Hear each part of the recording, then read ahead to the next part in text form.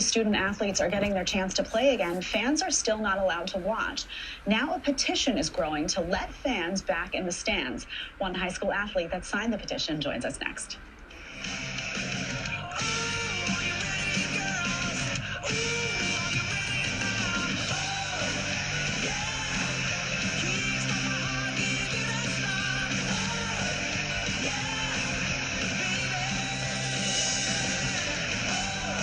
New Jersey student athletes are finally getting back in the game, but fans are still being sidelined. State guidelines prohibit spectators indoors if the number of coaches, officials, and players exceed 10. So a new petition is calling on Governor Murphy to let fans watch at 50% capacity with masks and social distancing. Now, that's the same number, 50%, for stores and restaurants and movie theaters in that state. High school senior and captain of the Brick Memorial High School basketball team, Alexis Voorhees, signed the petition, and she joins me now, along with her parents, Brian and Anita Kuderna. Good morning to all of you. Thanks for being with us. Alexis, first of all, good morning again. First of all, tell us about this. You're playing your senior year. I believe it's your senior year, right? And You're having to do it largely without your family in attendance. Yes. So I've been playing basketball since 4th grade, and my parents have been with me every step of the way, taking me to all the games, taking me to all the practices, going to all of my games. And it would be a real shame for them not to come this year for my final year. I can imagine. Brian, now I'm a father. I have children who play sports as well. I know how important this is. You only get so many of these moments in life to watch your kids go through, compete, have these big moments. And I know that inspired you to write a letter to the governor's office. Yes, it did. Yeah, and thank you for having us on the show. But that's really what provoked it. I mean, there's been so many marquee events that Alexis and her friends have missed out on, from prom to, homecoming games for football. And now this is kind of the culmination of it with her sport, basketball, her senior season. And it's just a shame to see it be one more thing that these kids are missing out on with a shortened season and no fans, not even their family, able to watch them. So I felt like it was time for someone to speak up and just ask the governor, please, look at the double standards that are here and look at the science.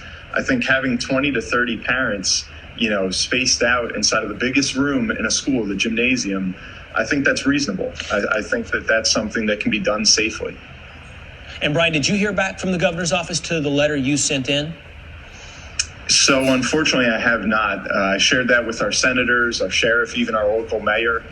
All were very prompt in their response. They shared the same feelings that we did on both sides of the aisle, right. That a lot of these rules don't make sense, that there is some hypocrisy in this.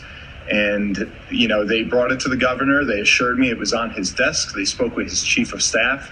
But no, I have not heard back from Governor Murphy yet.